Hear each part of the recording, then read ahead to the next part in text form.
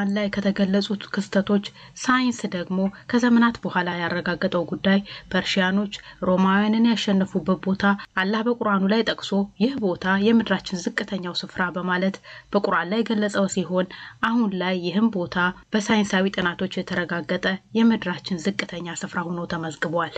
እንግዲህ ከላይ ካየናቸው በተጨማሪ ቁርአን የተቀመጠበት ቁጥራዊ መዋቅር እጅግ በሚደንቅ ሁኔታ ተመሳሳይ መሆኑ ነው።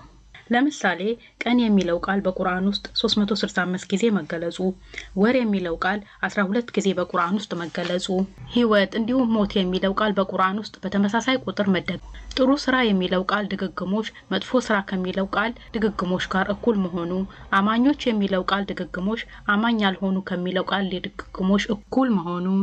እንግዲህ እነዚህና ሌሎች ቃላቶች ቁጥራዊ ቀመር መመሳሰል በአሁኑ ሰዓት በተለይ የእስልምና እምነቱን በማይከተሉ ምዕራባውያኖች እንዲሁም ጊዜ ሰጥተው ለሚያስተነትኑ ሰዎች የሚያስገርም ስሜቶችን ፈጥሮባቸዋል።